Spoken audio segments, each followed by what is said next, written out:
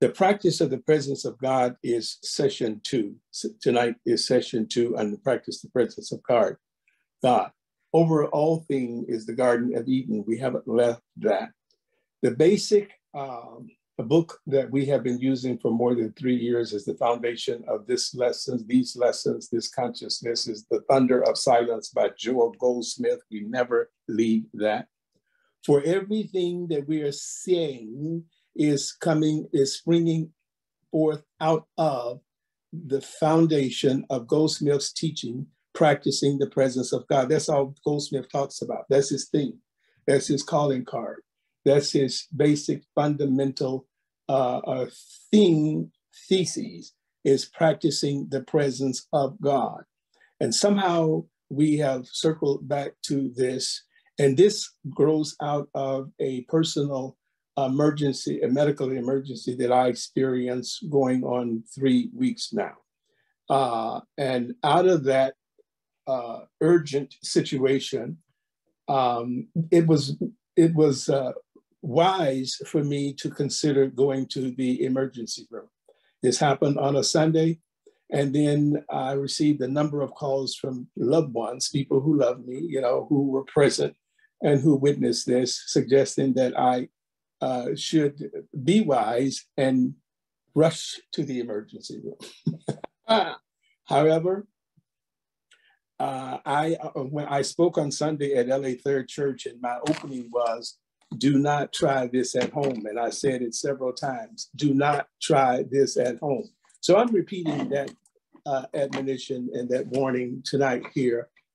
Do not try what I did at home. I'm not suggesting that in an emergency situation, or you're sick and you need to go to the doctor or whatever, go. I am not saying don't do that. I am sharing with you my personal experience. And I said on Sunday when I was talking to the people, I might share demonstrations and changes that occur in my life as a result of applying the principles, but that's 50% of it, the demonstration. The other 50% is I do the work.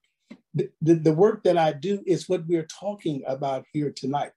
And so what happened is that Sunday night when after I had gone to brunch with my niece, and I didn't tell her about it, nobody in my family knows anything about it or knew anything about it, because one thing that I don't do when I'm dealing with a situation like that is plant this vision and this idea in somebody else's mind.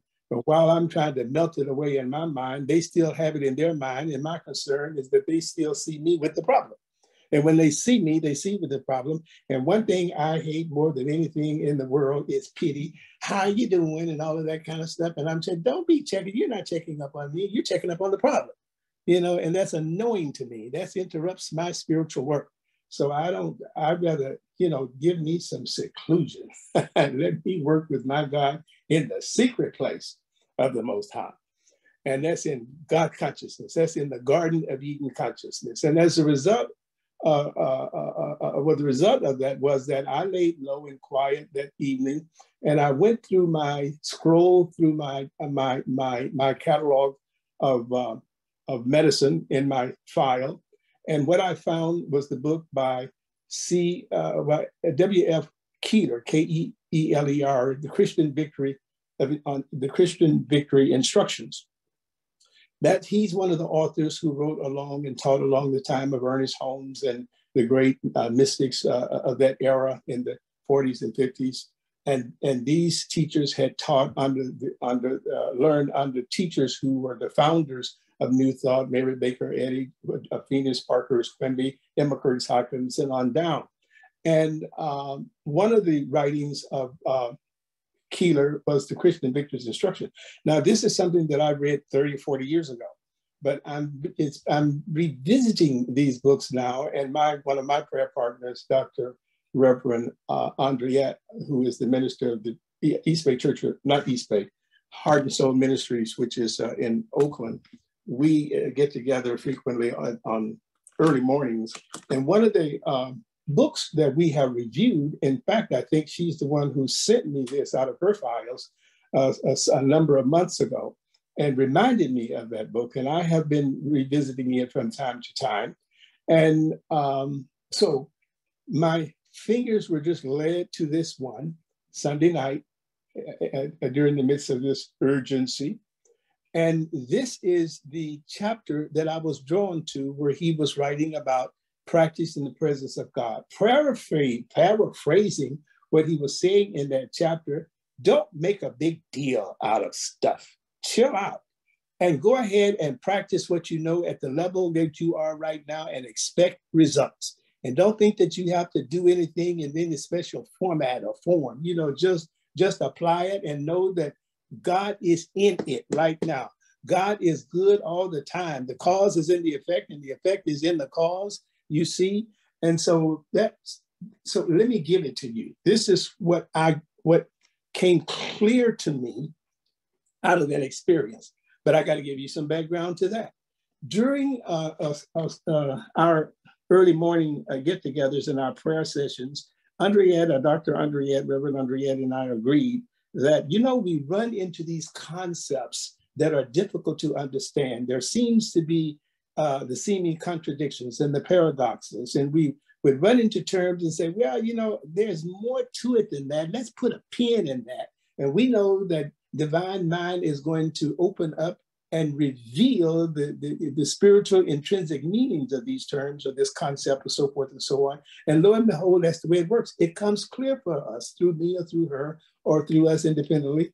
But one of the terms that I said to her that I was having difficulty with was this word presence. You know, what is being meant? This word is repeated all the time, the presence. Does the presence really means as it appears literally? I think not.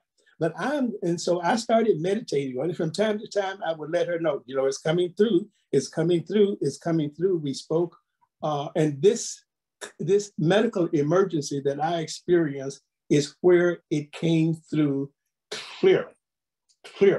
That's why I am sharing with you. I am sharing with you a revelation.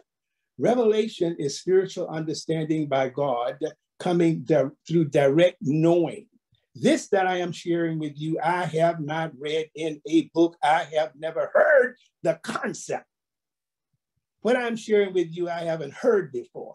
But there was a sense in my soul and my feeling that that's what presence is, and that's what presence means. But I would say to Reverend Andrea, I said, you know, my problem and my challenge is it goes beyond knowing it and understanding it, but being able to articulate it, to being able to bring it to the students. How do I teach it? So I did what I always do. I asked the Holy Spirit, help me to be able to teach this. Help me to be able to share this. And so last week you heard part one of the practice of the presence of God.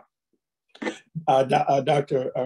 Goldsmith has a book out of the many books that he's written. One of the books is entitled Practice the Presence of God. So why is it that you need to write a book on the practice, the presence of God? Have you thought about that? As I said last week, you know, do you need a book on learning how to swallow? Do you need a book to learn how to breathe? Do you need a book to learn how to taste? Do you need a book to learn how to smell? Well, then practice the presence of God, it should be just as normal as going to sleep and waking up. But we need a book. We need a class. That's why you're here. You don't know how to practice the presence of God. You're excited about hearing what I'm going to say. Well, he's going to teach me how to practice the presence of God. It should be like inhaling and exhaling based on what you're going to learn here now. So let's do what one of the television judge says, let's get into the sauce of it. Now, remember that what are we focusing on? That singular word, presence. What does practicing the presence of God mean? One, and two, how do I practice the presence of God? Well, I'm going to have to give you an English class. I'm going to have to take you back to English 101. And we're going to go to not the parts of speech, but some of the aspects of speech. We're going to look at what is a homonym, what is a polysemous, what is a synonym, what is a whatever when we get to it. Okay, so let's start with a homonym. A homonym, by definition, is each of two or more words having the same spelling but different meanings or different origin. That's what a homonym is. An example is, we're going to use the word present in three examples here as homonyms, because a homonym is two or more words having the same spelling, but different meanings. Present here spelled the same way three times, but they'll have a different meaning. The first meaning, present, means in a particular place. Something is present in a particular present. But that word spelled the same way, pronounced the same way, can carry the meaning existing or occurring now, present. Present, one way is something in a particular place, it's here. Another way is present means it's something that exists or is occurring now. And a third meaning of a present could mean something thoughtfully given, a gift received, something thoughtfully given. Now you can see right away why this is important.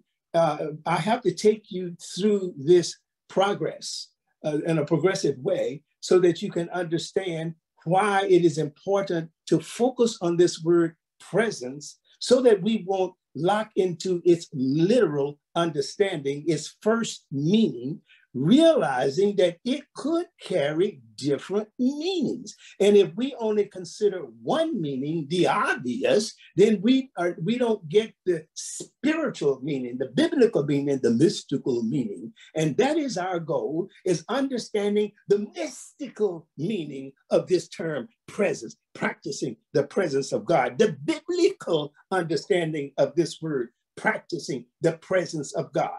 Well, that was one aspect or one form of speech, but let's look at polysemos, P-O-L-Y-S-E-M-O-U-S, homonym, polysemos. That means words having more than one possible meaning. Words having more than one possible meaning. The word presence can have more than one possible meaning, but I am willing to bet you 50 cents that 9 of the 10 people who are listening here, when you refer to practice the presence of God, you all agree on the same meaning, 9 of you out of 10, of what the practice of the presence means, when what you're going to learn here today is that 1 out of the 10 is the meaning that you should accept when you're reading from a biblical perspective or from a spiritual perspective, where 1 out of 10 understands it. And that means all the preachers who are preaching and all of the founders of churches and leaders of organizations don't know what I'm saying here tonight. Betcha. An example of a polysemos word is this, get, G-E-T. Get can carry the meaning, several meanings. 1 is to procure, get. 1 is to become. 1 is to understand, I get it. Well, I'm becoming it. Or to get something, to procure something. So those are different meanings of the one word carrying multiple meanings. Wait a minute. You can already agree with me that the word presence can carry multiple meanings. It can, did you see? It can be a homonym, it can be polysemos, it can also be a synonym. Or what is the definition of a synonym? A synonym is a word or phrase that means exactly or nearly the same as another word or phrase. Presence can also be a synonym. It can be all of these. And yet, the average teacher, spiritual leader, person who's reading will only read it from one, understand it from one context. And we're going to share with you what that context is in the last example here in just a minute. But let's use an example of a synonym. A synonym, let's use the word shut, S-H-U-T. Shut could mean, is a synonym for close. You know, shut is a synonym for close. You can shut the door or close the door. That's a synonym. So now let's look at another aspect of speech. a double entendre. The word presence could be, in certain situations, a double entendre. What is a double entendre? A word or phrase open to two interpretations. So the word presence really is open to two interpretations. But when you're reading it biblically, when you're reading it from a spiritual perspective, which interpretation are you using? Which interpretation are you applying it? This is especially important when you're trying to live the infinite way, when you're trying to live the spiritual life, when you're trying to live out of, not from the mind of duplicity. Do you see? So an example of a double entree is this. Let's use two sentences. First one, it is cold and dark in the coal mine, in the coal mine. Mine, M-I-N-E. Well, you can use it another way. The one on the end is mine, M-I-N-E. That same word spelled the same way, pronounced the same way, having two meanings, double meanings. All right. So let's move on now. So presence, let's use this word as the last word of our examples here. Presence. Let's use the word presence in two ways. And then we're gonna step on some hot coals here. Somebody's gonna shout, somebody's gonna speak in tongues, somebody's gonna say, oh, you're stepping on my feet. All right, let's use the word presence in the first way. Not the Bible, but the dictionary definition says presence means the state or fact of existing, occurring, or being present in a thing or place, presence. Now that's the one I said 9 people out of 10 will gravitate to first, except first, when they're saying practice in the presence of God, the state or fact of existing, occurring, or being present in a thing or place. You're in the presence of God. I am in the presence of God.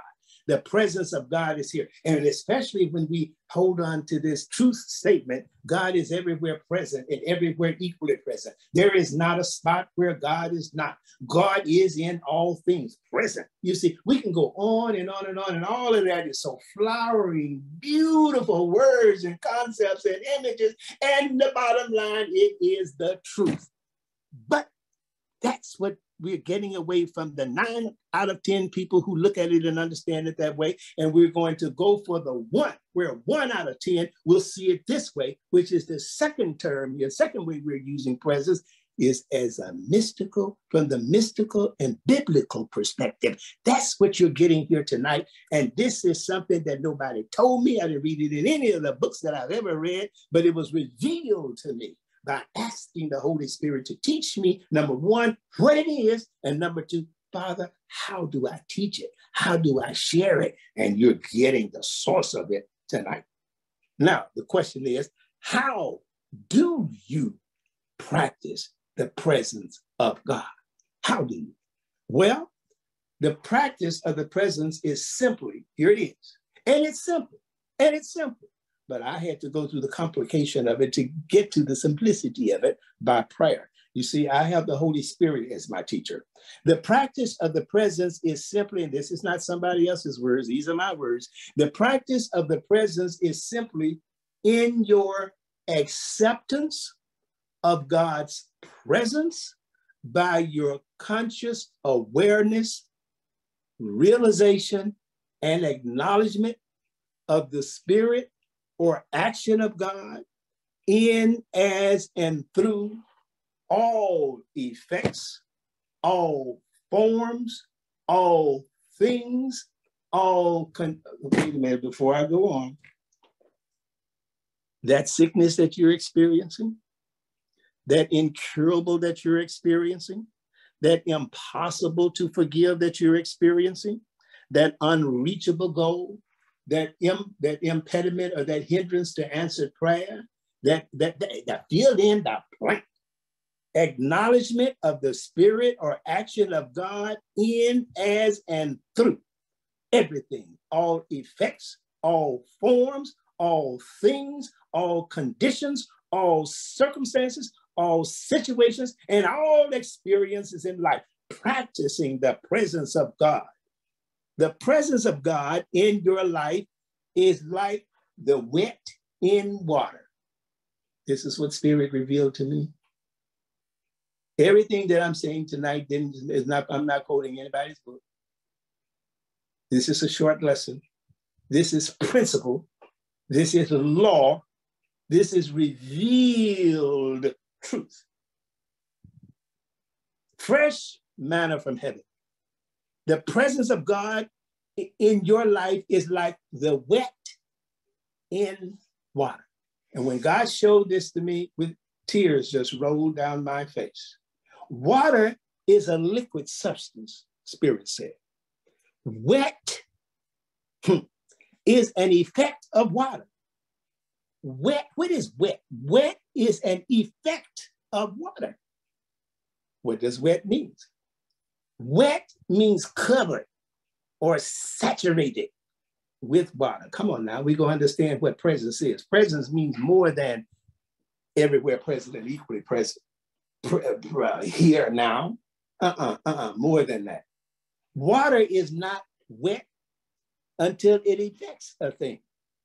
Water is not wet until it affects a thing. Water makes things wet. So that's what wetness is. Wetness is because water has made it wet. Wetness is the nature or quality in water to do something, to change the constituency or constitution of all things that it touches. Think about this presence now. Wetness is the nature. That's what presence is. Presence is the nature or quality. Wetness is the nature or quality in water. Presence is the nature or quality in God to change the constituency or constitution of all things that it touches. So when you're in the presence of God, nothing negative can be sustained. We read that over and over and over. Water or liquid is the only thing that can make a thing wet. The presence of God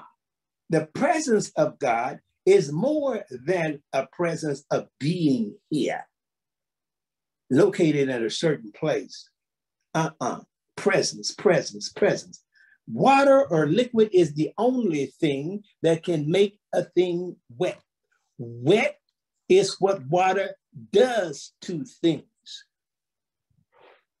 Similarly, presence is the Spirit of God that does things. Wet is what water does to things. Now, water has the quality to make things wet. Presence has the quality to do things. What is the presence of God? The presence of God in your life is like the wet in water. Oh, Reverend Ahman, you said that 3 times. I got about 10 more times to say it. I'm going to say it a few more times in this short lesson. And it's important for me to be redundant so that you can say, I caught it. I caught it. I caught it. This stuff is caught, not taught. Hey, took me 40 years to understand this. I've been reading these books for more than 40 years. And I have not understood this until this emergency. Do you understand? Because Spirit directed me to it. And that's what equipped me to not go to the emergency room on Sunday, not to go Sunday night, not to go Monday, not to go Monday night. But after I had meditated on this lesson right here over and over and over, and on Tuesday morning, it clicked. Now you can go. Hey, now you can go. And then I went and everything was like, I find no fault. I don't see that. This looks like no regular, normal wear and tear for me, to me, after they had done the CT whatever it is, scan, the MRI and the ultrasound from 10 a.m. to 12 midnight. Do you understand what I'm saying? And I carried this with me. I took my iPad with me with this lesson, and I sat there and read it during the whole time. You see what you see, I see what I see. All right. So you experience water by its quality to make things wet. The wetness of a thing makes you realize and know and acknowledge the presence of water. Here's that word presence. The wetness of a thing makes you realize, it makes you know, it makes you acknowledge the presence of water. The presence of God in your life is like the wet in water. Water is a liquid substance. Now, where the presence of water is, its nature is to make things wet. Think about presence, and we're going to get to it. It is the nature of water to affect the constituency of all things that it touches simply by its presence. It is the nature of the Spirit of God, which is what presence is, to change the constituency of all things that it touches, visible and invisible, tangible and intangible, simply by its presence. Well, what is its presence? The presence of God is not water, not, well, I didn't mean to put whatever that is. The presence is the action. Here's what I'm leading to. So what is the presence? Well, you know what brought that more clear to me, that which added to the clarity of this understanding that allowed me to make this lesson in the simplified form that it comes to you in, is LA Third Church through Reverend Lisa chose as a theme for the month of July, Spirit in Action. And I was one of the invited speakers. And the theme for July, and I looked at this theme, Spirit in Action. And as I explored, because she suggested the reading from chapter 3 and chapter 4 of the Science of Mind textbook, which I had been reading anyway. Reverend Andriette and I were reading that anyway, because Diana had helped us, prepared us by typing those chapters for us to read. She was assisting us through our studies. And so I had that already in my computer, so it was easy for me to read. And so what I saw in that theme, Spirit in Action, actually what presence is. And here is what I wrote. Here's what I saw. The presence is the action or the quality of the water to make things wet. The presence is the action or the quality of the water to make things wet. The action or effect or the change in the constituency of the thing, the form or the experience, is not what the water is, but what it does by its presence. Now I'm going to reread that. But before I reread that, what I want to share with you is that I sent this to you by email, to all of those who are on the email list. You have this as a pass out. And what I am recommending, suggesting, and asking you to do is reread this and meditate on this. You know, eat it.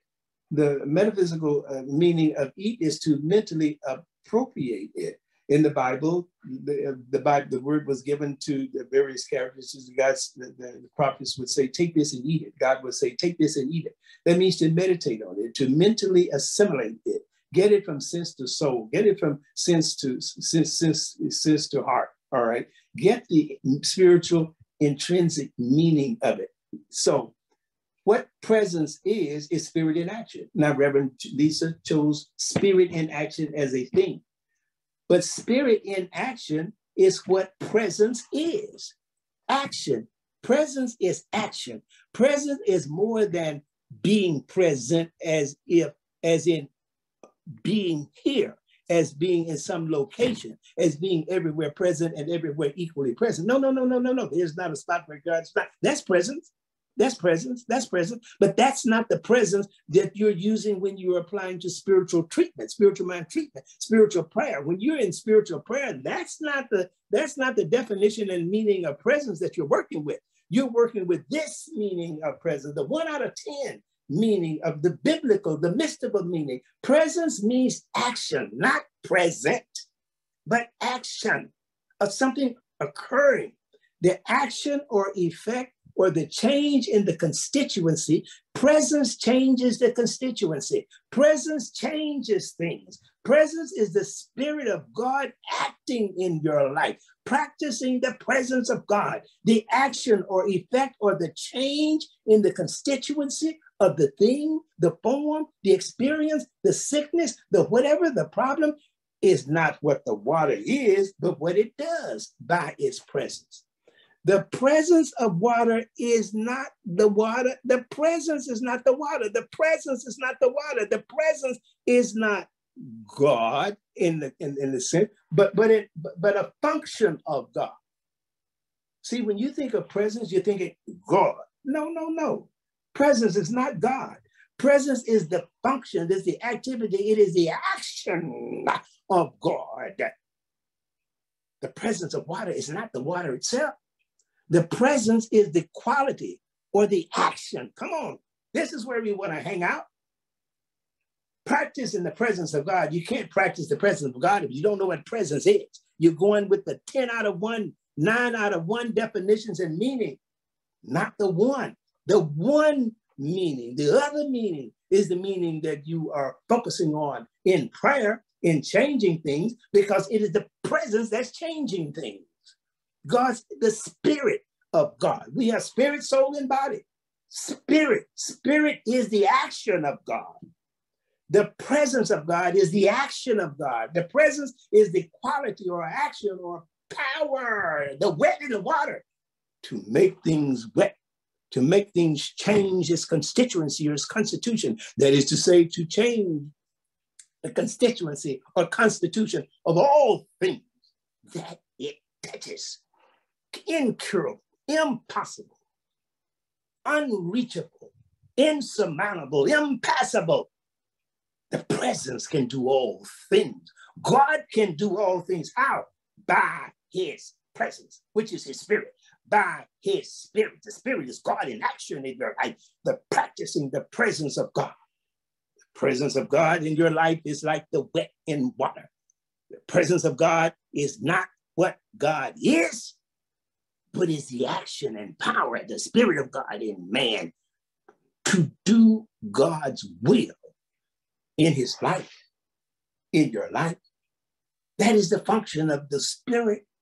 The presence of God in your life is like the wet in water. Wetness is the nature or quality in water to change the constituency or constitution of everything it touches. Everything that water touches has changed, made a change in its essence, just through its quality and function of wetting things. The presence of God is like the wet in water. So how do you practice the presence of God? By understanding how water makes all things wet. How? By its nature. Presence by its nature changes things just by being present. Well, you have to embody present in presence. Present is automatically and by nature that, but that is not all of the power and the function of presence. Not just being there, being everywhere present and equally present. There's not a spot where God is not, hey, but through your conscious awareness of it being spirit with the function of being active, it is the action of God. For example, fire burns by its nature. The burn is not fire. Burn is what the fire does. It is the effect of fire. We get in God's presence confused. What we're understanding from the 9 out of 10 who understand it the first way is that God is present. And that's what we mean when we say presence, is the present of God. There's more to that. Let's go to the 1 out of 10 understanding and realize that its presence as the Spirit of God. Light, for example, shines and illumines by its nature. The illumination is not light. Illumine is what the light does. It is the effect of light. Similarly, God in presence works the same way. The presence of God in your life is like the wet in water. What is the presence of God? So let's go for the close, because you're tired of hearing me repeat that, I know. Well, when is he going to get to the end of it? Here is the end. How do you practice the presence of God? Well, then let me review this statement first. Then we'll say how. The practice of the presence of God is simply in your acceptance of God's presence by your conscious awareness, your conscious realization, your conscious acknowledgement of the spirit or action of God in, as, and through all effects, forms, all things, all conditions, all circumstances, all situations and experiences in life. That's practicing the presence of God. The Spirit of God is the action of God in man's life. It is God's purpose, intention, will, plan, executed through man's choice, word, thought, and desire. And so it is.